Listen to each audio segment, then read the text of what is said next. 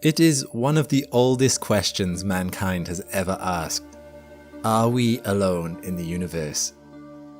With the universe as vast as ours, could it really be true that we are the only ones in it? Surely there was some other inhabited world out there. In the 19th century, the question became more specific.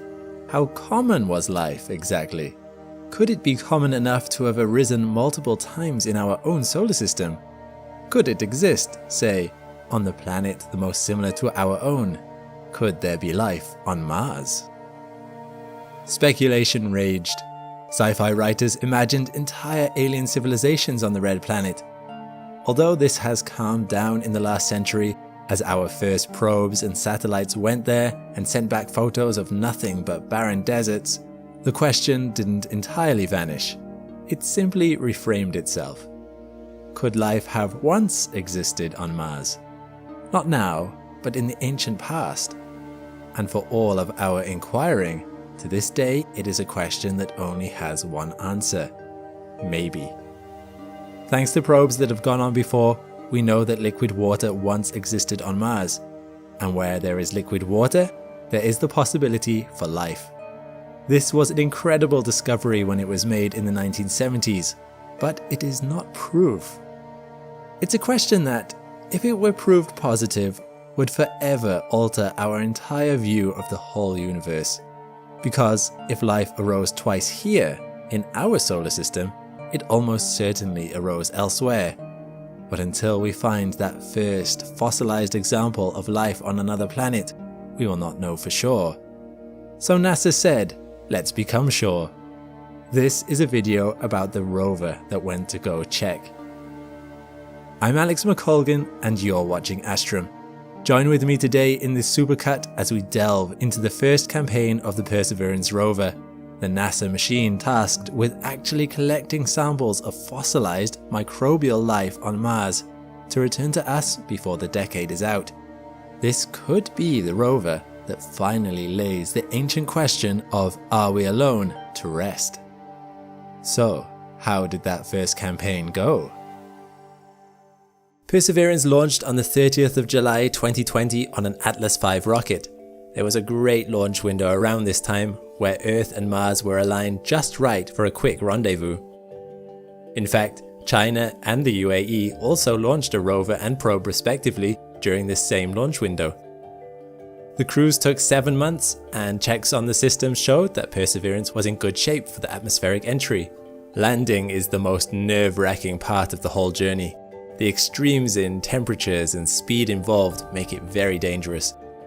NASA have had a lot of practice at it though, and seem to be getting better and better every time.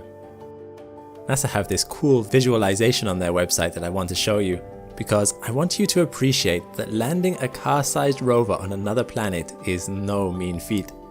First, about 4,000 kilometers from the landing site and traveling over 16,000 kilometers per hour, the cruise stage is detached, and thrusters are used to stop the craft from spinning. At an altitude of 120 kilometers, the craft has sped up to over 19,000 kilometers per hour, but it's here that the Martian atmosphere begins slowing Perseverance down. Due to turbulence in the atmosphere, thrusters are being used to keep the spacecraft steady and to keep this heat shield facing forward, as friction from the atmosphere is heating the shield up to over 1,300 degrees Celsius. Computers on board are autonomously monitoring its position, keeping it aimed at its final landing goal. At 60 kilometers up and 16 kilometers from the target, the atmosphere has slowed Perseverance down to 3,000 kilometers per hour. Now this is where things start to get interesting, as the spacecraft was fitted with a number of video cameras, giving us an unprecedented view of the landing sequence. First, the huge 21-meter parachute was deployed. You may notice the odd pattern in red and white. This is useful for scientists to see the orientation of the parachute, but there's also a hidden code in there. Dare mighty things, the NASA Jet Propulsion Laboratory's motto, written in binary code, with the GPS location of JPL on the outside. At 10 kilometers up, and having slowed to 600 kilometers per hour, the heat shield is released, reducing the weight, and exposing Perseverance to the Martian atmosphere for the first time. At around 4 kilometers up, the spacecraft begins imaging the surface to search for a safe place to land. At 2 kilometers up, once it's happy with the landing spot, the upper casing of the spacecraft separates, leaving just Perseverance and the rocket-propelled descent stage. Rockets are necessary as the parachute can't slow the fall anymore. Mars's atmosphere is simply too thin. The rocket stage slows the fall from 300 kilometers an hour to 0, and it hovers 20 meters above the surface. The rover itself is then lowered using cabling, suspended by what is known as the sky crane. And once it's safely on the ground, the rocket stage cuts loose to crash a safe distance away. How amazing is that?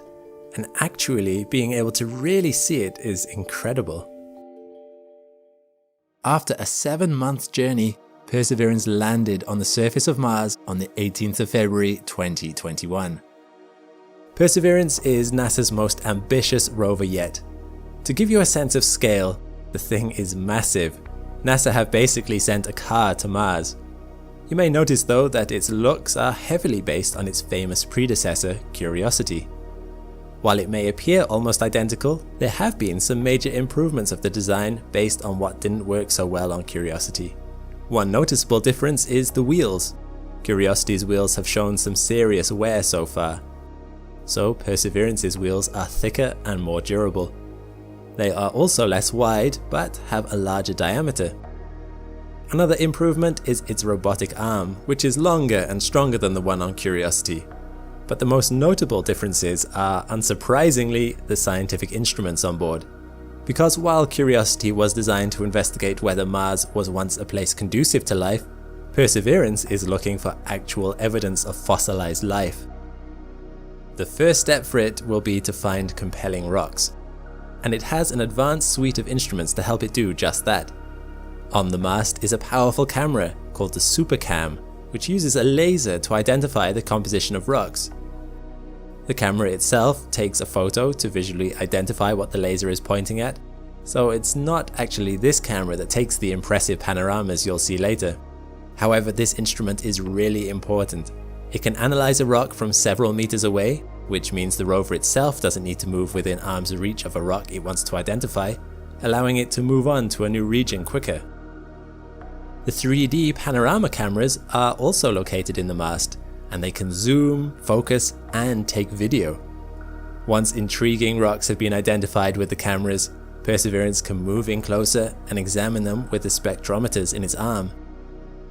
There are 2 cameras in the arm, a normal color camera called Watson, and another laser camera which can also take microscopic images called Sherlock. Interestingly, I found these images in the raw files of the cameras, and upon investigation, it turns out they brought this along to test the cameras are focusing well, and that the laser reads the material correctly. There are various materials on the rover, including spacesuit fabric, and some with Sherlock Holmes Easter eggs. For example, this has a maze on it with a tiny Sherlock Holmes image in the middle, and this rock sample has 221B Baker written on it, the famous address in the books. Apparently, one of these rock cross-sections is actually from a suspected Mars meteorite. If true, it would be the first known instance of a rock from Mars doing a full round trip to Earth and back. Another of the instruments is basically a weather station, an instrument that will keep track of the wind, temperature, humidity, pressure, and dust levels. Towards the back of the rover, there is a ground-penetrating radar instrument, which will be used to see the geologic features under the surface. And there is also a rather special experiment module, MOXIE, that will be used to see if oxygen can be extracted from the Martian atmosphere, a crucial necessity for the survival of future human colonies, and surprisingly, even a way to produce rocket fuel. Leaving a planet's gravity naturally takes a lot of fuel. For Mars's lighter gravity, it still requires 30 to 40 metric tons of propellant. It's even harder to do on Earth, and becomes harder still if you have to also carry all the fuel you will need to make the trip home again. However, Knowing that we might be able to make most or all of that fuel from liquid oxygen found on the planet makes space travel much more feasible. The last experiment on board relates to Perseverance's primary objective, finding compelling rocks that may host microbial fossils. Once the cameras and spectrometers have identified promising candidates, the arm is equipped with a drill that can either abrade the top layer of a rock to expose the unweathered surface beneath, or if the mission team wants to extract a sample from the rock, the drill can also core out a chunk. The arm will feed the sample through to the body of the rover, where a second arm will move the core to a place where it is sealed, and then a place where it gets stored in one of 20 caches that will be on board.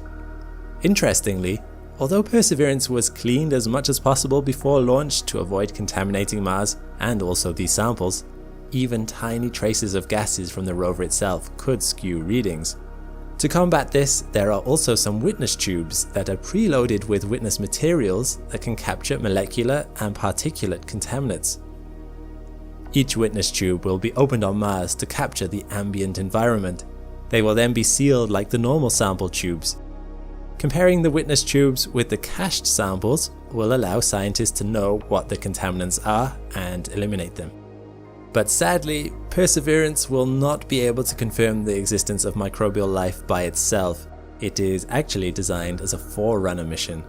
Once Perseverance has filled all the caches, it will place them for another mission to pick up. NASA wants this to be a sample return mission. However, the means of collecting these samples has not been finalized yet. A launch is currently slated for 2026, using a rover to pick up the samples and deliver them back to a rocket, where this rocket will rendezvous with an orbiter, which will make the journey back to Earth with the samples in our hands come 2028. It's a very complicated system, so let's hope the mission teams will really get everything right in the coming years.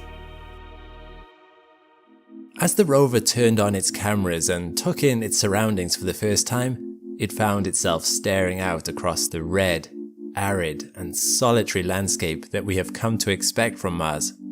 The terrain around it was mostly flat, albeit interspersed with rocky outcrops. This was intentional. Scientists had deliberately brought Perseverance to a place where its wheels could transport it freely, and where it could find sites of particular scientific interest.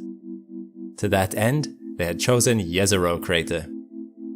Thanks to the outcroppings of rock that surround the crater, Perseverance would be able to collect rock samples from many different geological periods without needing to do major drilling, helping scientists piece together the geological history of the Jezero crater and to get a better picture of the most likely locations to find life. It would spend some time investigating the sections of Jezero crater near its landing site in what is known as the Crater Floor campaign, before moving on to the Jezero Delta as part of the Delta Front campaign. You would think that Perseverance would be on the move almost immediately, eager to begin its mission. Thanks to the outcroppings of rock that surround the crater, Perseverance would be able to collect rock samples from many different geological periods, giving it plenty of opportunity to get started on its search. However, you would be wrong. Despite landing on Mars in February, it wasn't until nearly 5 months later that Perseverance made any major effort to leave its landing site and begin its journey. And this was not just because scientists took time carefully testing every single piece of scientific equipment and its software to make sure everything was working smoothly. You see, Perseverance was not alone. In fact, it may surprise you to discover, but you might say it was because Perseverance was pregnant. Cradled in Perseverance's undercarriage, hidden by a dust shield from the Martian winds and atmosphere, Perseverance had brought with it a second, smaller passenger to Mars. And much of the initial few months of Perseverance's time was spent helping bring that second passenger into the world.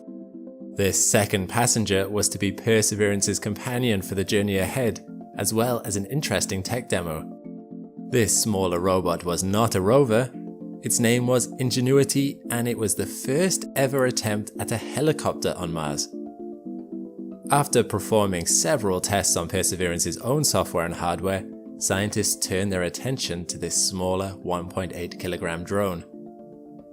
The atmosphere on Mars is about 100 times thinner than Earth's, making it uncertain whether a helicopter's spinning blades would even work there. It would be difficult to displace enough air to create lift. EXYiUH was incredibly lightweight to compensate for this, and its rotor could spin at revs of over 2,000 RPM. Its only scientific equipment was a camera, but this would be invaluable in helping Perseverance find the best routes through the potentially tricky Martian terrain. So, on the 21st of March, nearly a month after landing, the berthing began. Perseverance started by removing its dust shield, allowing EXYiUH to taste the Martian air. Mechanical berthing is a slow process, however, with scientists constantly checking every single piece of data to make sure everything is functioning as it should. It wasn't until the 3rd of April that Perseverance finally placed EXYiUH on the hard Martian soil and allowed it to experience its first cold night on Mars.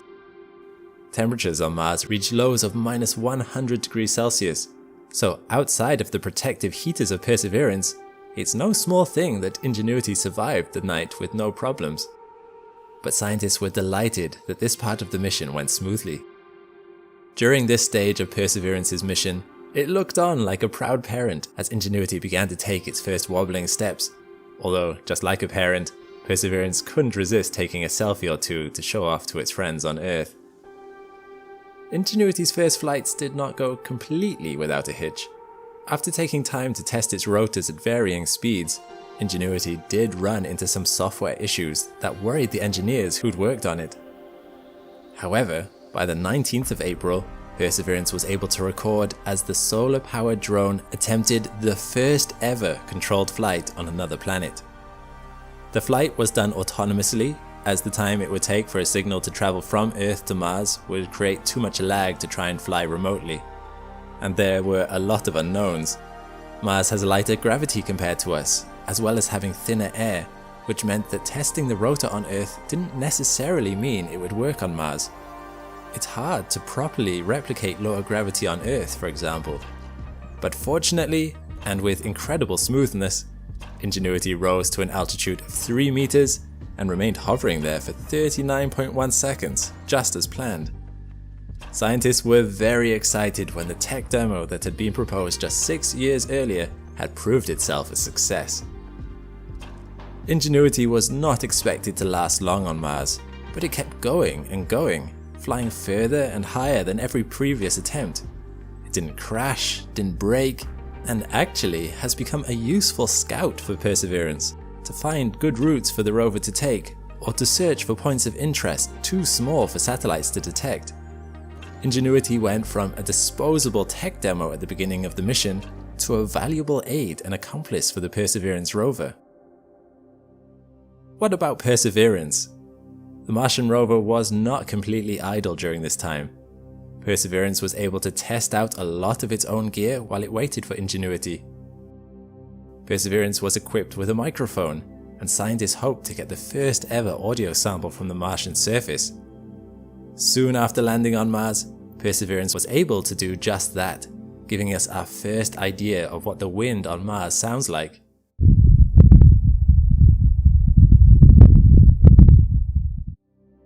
It certainly adds to the desolate feel of the landscape. Perseverance also spent time driving short distances to test its motors, took panoramas of the surrounding landscape, and even successfully extracted oxygen from carbon dioxide out of the red planet's atmosphere using its MOXIE instrument. MOXIE, which stands for the Mars Oxygen In Situ Resource Utilization Experiment, managed to produce about 10 grams of oxygen in 1 hour, which is not that much, but to be fair, MOXIE is only a prototype about the size of a car battery. It would need to be 100 times larger if we're to actually use it on the red planet to support human interests.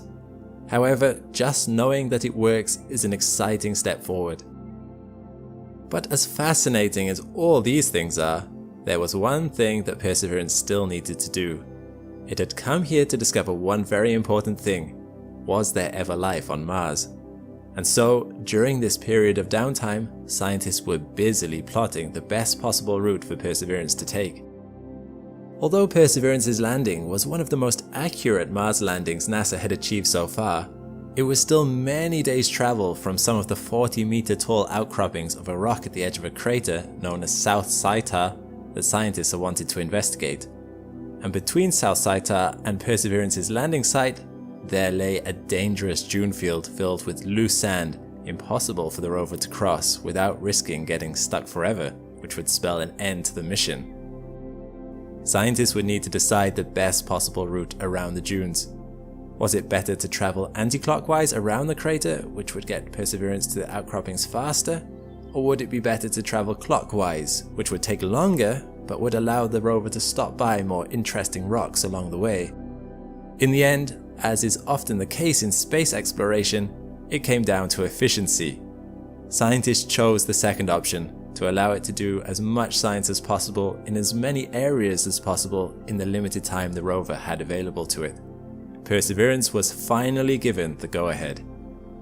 And so, on the 1st of June, almost 5 months after arriving on the Red Planet, Perseverance's wheels trundled into life, and the rover finally left the safety of its landing site and set out on its primary mission, to collect core rock samples from locations life could potentially have flourished, for ultimate return for analysis to Earth. The search for alien life could now begin in earnest. With Ingenuity following along to keep Perseverance company, of course. Millions of years ago, a massive object had crashed into the surface of Mars. The resulting crater was hundreds of meters deep and 40 kilometers in diameter, and due to the different geological conditions that existed back then, it soon began to fill up with water. In time, this crater became a massive lake and earned the name EXYiUh6AKFw, which, somewhat unimaginatively, literally means lake in some of the Slavic languages. Massive rivers began to run into the EXYiUh6AKFw crater, carving valleys through the terrain and depositing all the resulting silt over huge deltas. This is why EXYiUh6AKFw was selected as the site for Perseverance's mission. If life worked the same way here as it does on Earth, this location could be rife with possibilities for the emergence and propagation of life. As Mars is now a barren wasteland, the kinds of things Perseverance is looking for would not be immediately obvious. Any life that swam in EXYiUh6AKFw's lake would have lived, died, and fallen to the lakebed, where accumulated silt from the river would have buried it in hard rock. Perseverance would need to make good use of all the tools at its disposal: its drill-mounted arm, its ultraviolet spectrometer Sherlock, and its X-ray fluorescence spectrometer Pixel to find this evidence. However, it is important to choose targets carefully. Perseverance has limited resources available to it. It only has just over 30 sample tubes for storing rock cores for the return journey home. Tempting as it might be to just grab a sample from right where it landed, Perseverance needed to only collect samples from the locations most likely to provide evidence of signs of life, or offer particular insight into the formation and age of EXYiUh6AKFw crater to pinpoint better possible locations for later.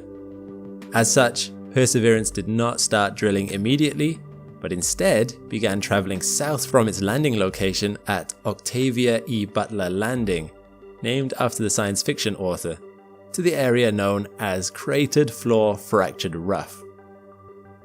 Although this location was less than a mile away from Perseverance's landing site, Perseverance would not arrive at this new location for nearly 60 days.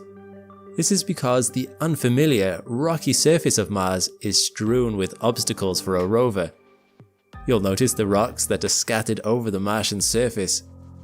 Perseverance would need to pick its path carefully around these, as the rover's 52.5 centimeter diameter wheels can only drive over objects that are so large. Soft terrain poses just as many dangers. The previous Martian rover Spirit came to an unfortunate end after getting stuck in a sand dune. So choosing its path is a balancing act, not too hard and rocky, but also not too soft. And in the past, these decisions would have been made on Earth with a 20-minute average signal delay. No wonder the previous rovers had travelled so slowly. However, Perseverance had gotten an upgrade compared to Spirit and Opportunity. Advanced AI software called AutoNav on the Perseverance rover allows it to map out its surrounding environment and choose for itself the best path through it, Although there is still some oversight from Earth, this greater degree of independence, which Perseverance can do on the fly while driving, allows the Perseverance rover to travel much faster than the rovers before it, allowing for more science to get done. And speaking of science, on the 20th of July, Perseverance successfully managed to navigate its way to cratered floor fractured rough. Taking things slowly, scientists picked out a rock to first test Perseverance's abrading drill systems.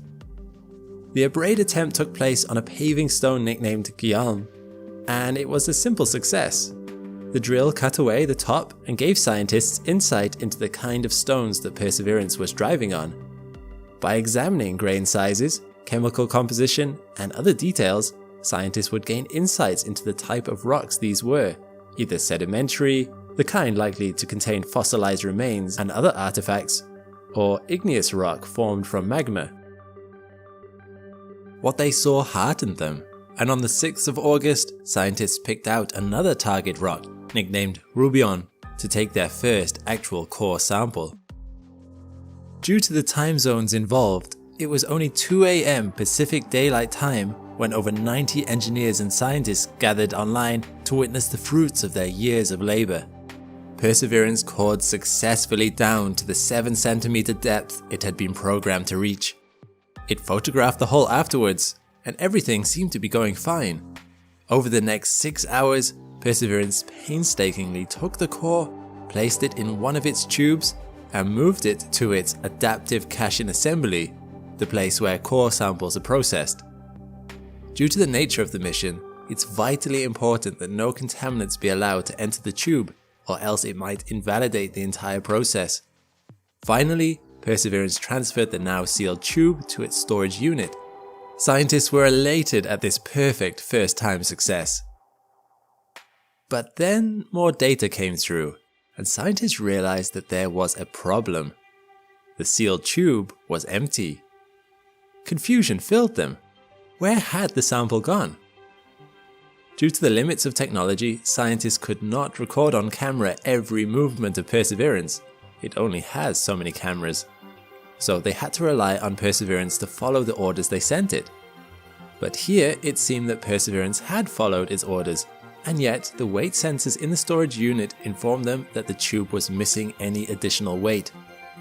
The core was gone.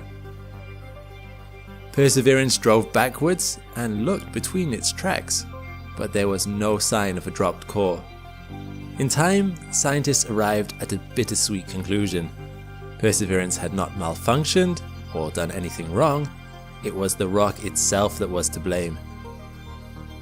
In the act of drilling, the unique nature of the Rubion rock meant that it was so crumbly that when Perseverance had gone to pick the core sample up, it had completely turned to dust.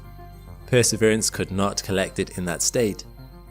Scientists had tested Perseverance's coring on 100 different types of rock on Earth, and it had never encountered a problem like this before. Every other rock had been cored successfully. So while this was good, because it meant that Perseverance was not broken, it cast a shadow over the rest of the mission. Would all the rocks Perseverance encounters be failures like this? However, NASA was not about to give up without trying. They reasoned that the rocks in this area were likely particularly weathered, and other rocks on Mars might hold themselves together better. It was with renewed determination that Perseverance had another go. Casting its camera around, Perseverance spotted some rocks 150 meters away that were as different from the crumbly paving stones as possible. Scientists nicknamed these new rocks Citadel, which is French for castle, possibly hoping for something a bit more fortified this time. As these rocks were sticking up from the landscape, it seemed reasonable that they were made from sturdier stuff than the flat paving stones. If they resisted erosion, they might do a better job of holding themselves together under a drill. Perseverance trundled over to the ridge and primed itself for another attempt. On the 1st of September, NASA once again held its breath as Perseverance attempted its second core attempt. You really get a sense of how painstaking this process is, given the month-long gap between each attempt. Everything on Earth has to be checked and double-checked, every scrap of data analysed for the perfect conditions. Every decision is carefully thought out and discussed. Would it work on the second attempt?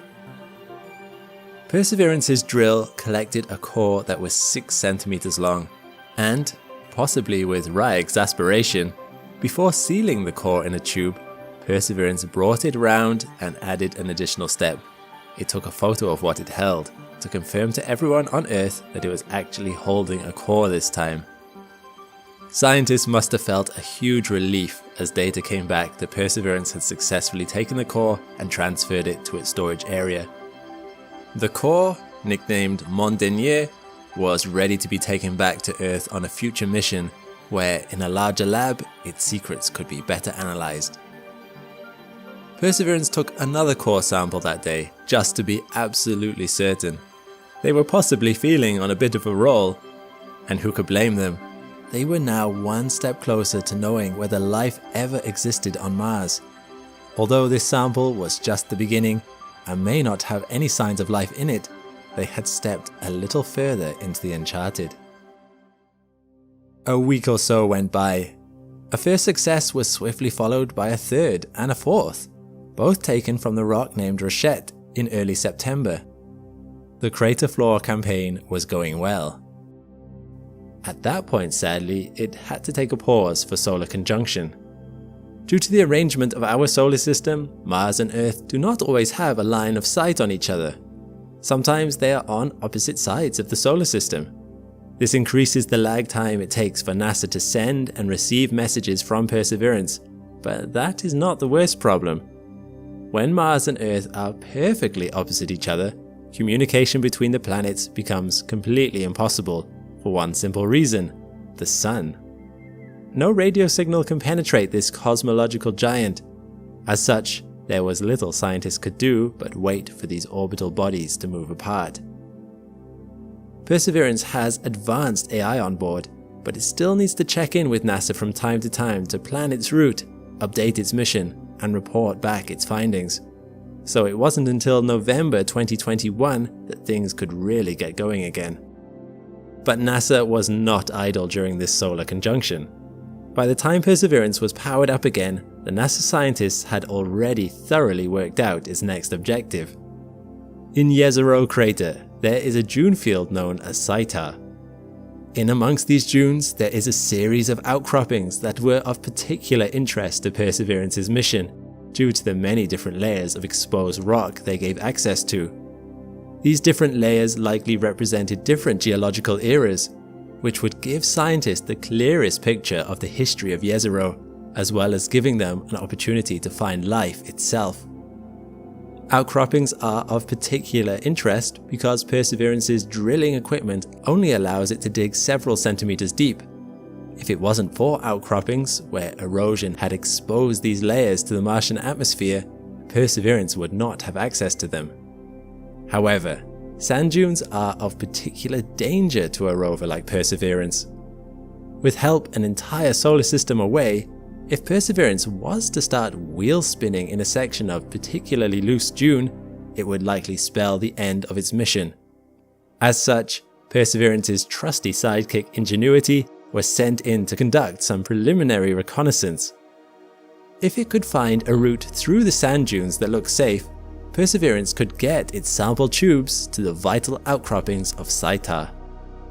EXYiUh6AKFw began its scouting before the solar conjunction and flew for several flights from September through to December. Flying at a height of 10 meters, these reconnaissance expeditions allowed scientists to pick out the perfect route. Perseverance set off in early November 2021, beginning its exploration of the dunes. It picked its way carefully, being sure not to travel too fast in case it fell into any unforeseen sand trap. It moved between dunes that were a meter high, finding the flattest path. But thankfully, EXYiUh6AKFw had led it true. Perseverance was able to make it to the protruding rock known as Brack. Now that it had its technique down, Perseverance quickly was able to obtain new samples. Deciding to call the first empty sample container at Brack an atmosphere sample, these next two samples were officially Perseverance's 5th and 6th sample tubes and their third and fourth rock samples. From these accumulated samples, scientists were able to make an unexpected discovery. These were not sedimentary rocks, as had first been anticipated. Instead, Perseverance had discovered the igneous rock, olivine. Olivine is a type of mineral that can actually be found here on Earth, for instance in parts of Australia.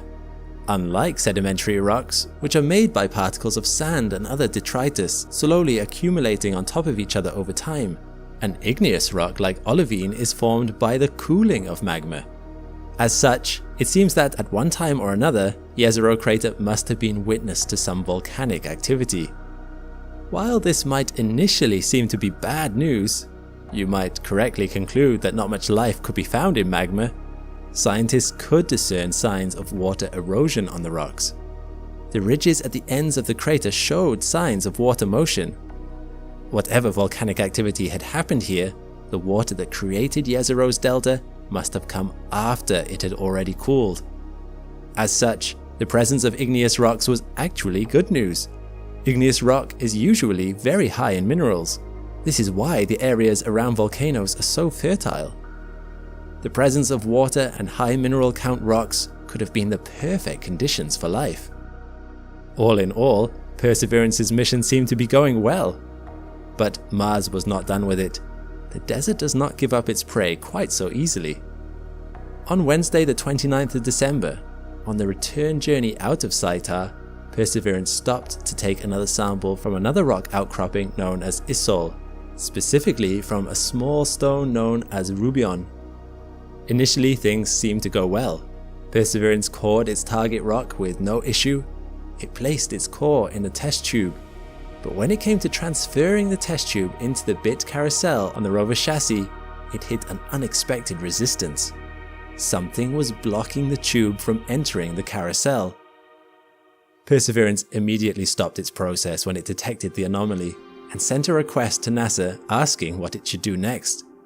Through week-long exchanges, NASA was able to use Perseverance's cameras to peer inside the carousel. Staring back at them were 4 small pebbles. Now, this might not seem like a big deal, but pebbles that stop samples from being stored inside the rover would put a halt to Perseverance's entire sample collection mission. It was likely that these rocks had somehow fallen out of the tube during that specific sample collection, possibly once again because of the unexpectedly crumbly nature of Martian rocks. Rocks falling apart had already cost Perseverance 1 sample. Now they might spell the end of the whole mission. But the Perseverance team had a plan for situations like this, and carefully the rover began to enact it. Firstly, Perseverance started by taking photos of the ground below it. It wanted to see what was there already, so that once the pebbles were spilled out onto the floor, scientists could count the new arrivals and make sure that they matched up with what had previously been seen inside the carousel. Secondly, it did something it had never been designed to do. It emptied out its core sample tube onto the floor. It must have been with regret that this was done. However, it was important to know how much was left inside the tube to see how much was likely in the carousel. Also, this would allow a fresh EXYiUh sample to be taken later, maximizing its sample space efficiency. Thirdly, Perseverance began to do the only thing remaining it could do. It started to wiggle. By rotating its carousel, it was able to dislodge 2 of the 4 offending pebbles right then and there. By double-checking the floor afterwards, scientists were able to detect both pebbles, now no longer along for the ride. But this still left 2 pebbles remaining, and these were proving to be stubborn, not falling out with the carousel's rotation. So, Perseverance took things up a notch. It began driving away, searching for a spot where the slope was steeper.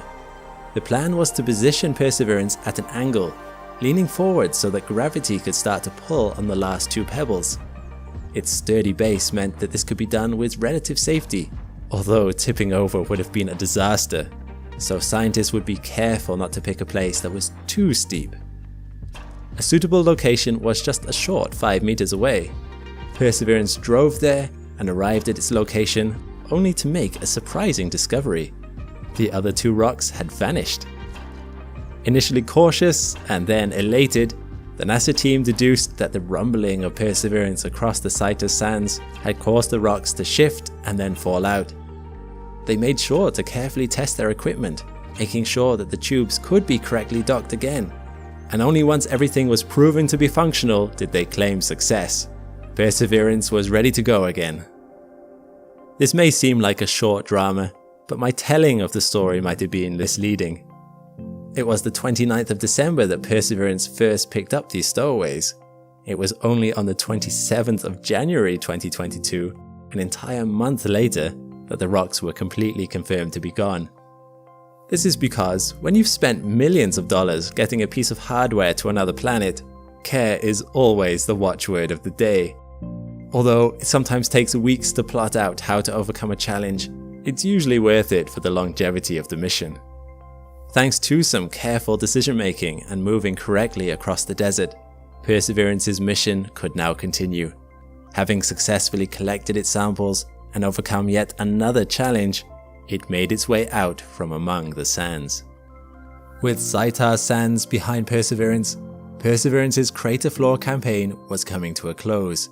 It would finally be time for the delta itself. If life ever existed in the now dry waters of EXYiUh6, it was most likely the proof of it lay in those ancient river deposits, which was why it was time for Perseverance to really start booking it. The sands of Saita had forced Perseverance to travel with care, picking its route carefully to avoid getting trapped in any loose sand.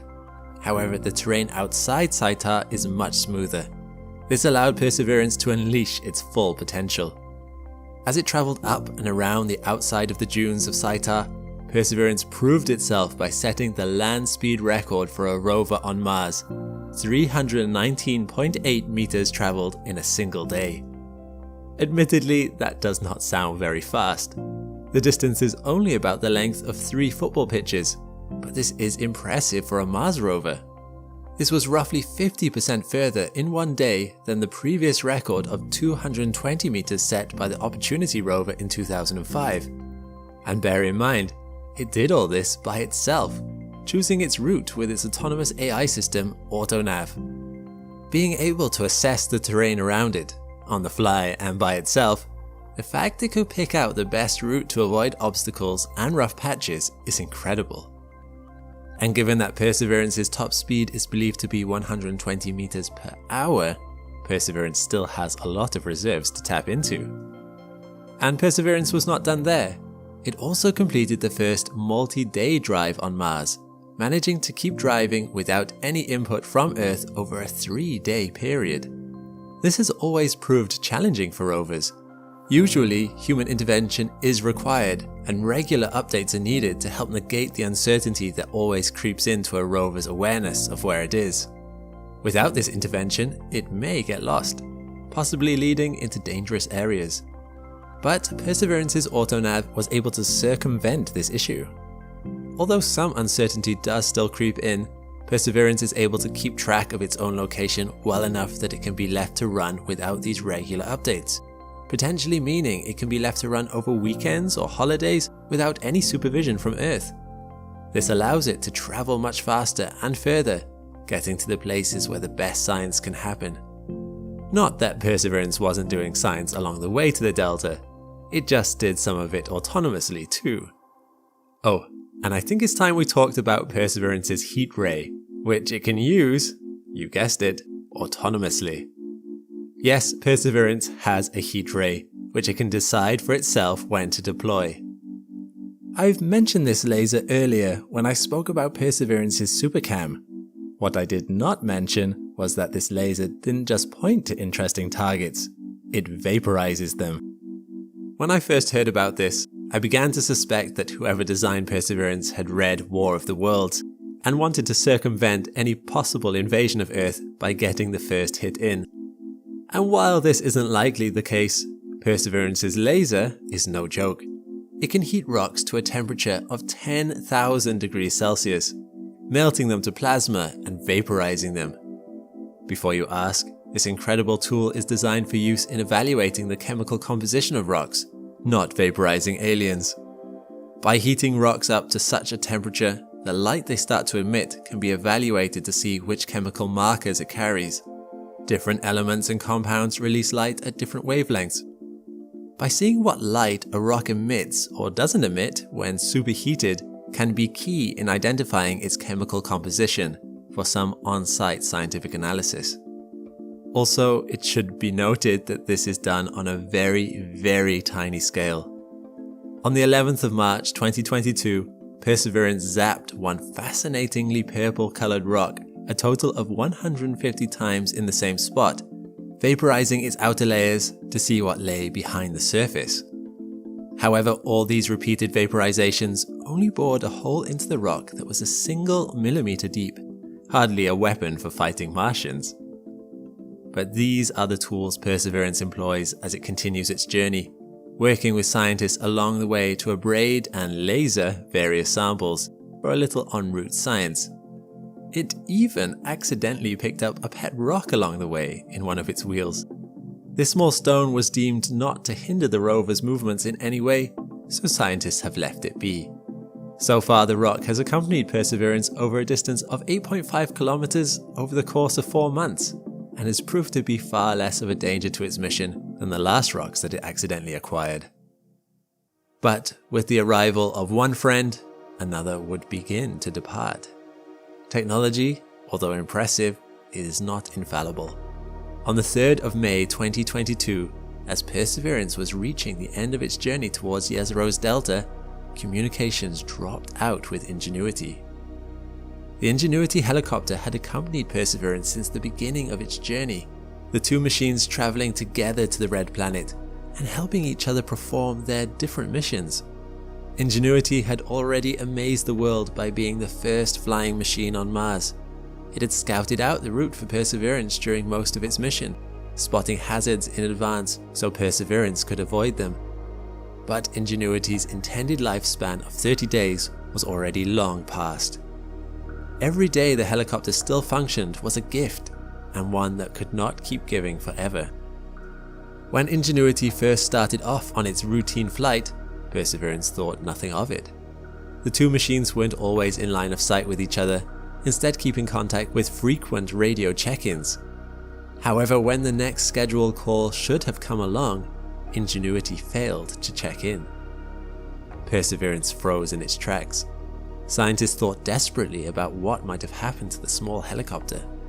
They theorized that if some kind of fault had occurred on Ingenuity, it was possible that it had gone into a safe, low-powered mode to preserve itself, thus missing its communications window, or possibly desyncing its onboard clock from Perseverance's. As such, Perseverance waited a full day, listening all the while to see if Ingenuity would wake up and start communications again. And thankfully, it did. The little helicopter was alright, reporting no major faults. However, its silence had been extremely worrying. It turned out that the problem was the levels of dust in Mars's air. Over time, Ingenuity's solar panels that kept its battery topped up had received less and less sunlight, causing the batteries to dip dangerously low. It had entered safety mode to keep itself from losing the heaters that kept it from freezing to death in the cold Martian nights. Ingenuity was given several days of lessened work to give its batteries more time to charge up to operational levels. However, this came at a cost. It would use its heaters less from here on. Instead of turning its heaters on when temperatures reached -15 degrees Celsius, Ingenuity would only turn them on at -40 degrees Celsius. And nights on Mars were about to get colder. Eventually, that cold will prove to be too much. Wearily, Perseverance and Ingenuity continued on, but now their goal was in sight. The sands of the Jezero crater floor were behind them. They had finally entered the Delta. With that, a whole new campaign would begin. Perseverance had done so much in the first year and a half of its time on Mars. It had performed science, traveled through dunes, and overcome challenges through careful problem solving. But did it already succeed in finding life?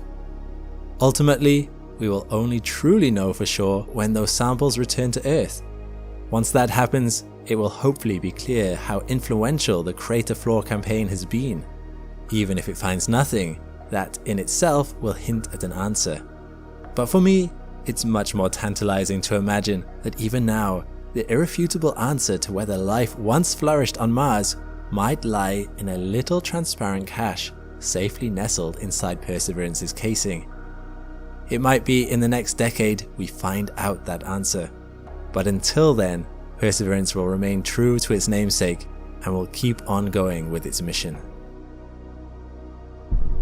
Thanks for watching this far. Want another rover story? Why not check out the amazing Opportunity rover mission recap here. A big thanks to my patrons and members. If you want your name added to this list, or simply want to support the channel because you like what I'm doing, check the links below. All the best, and see you next time.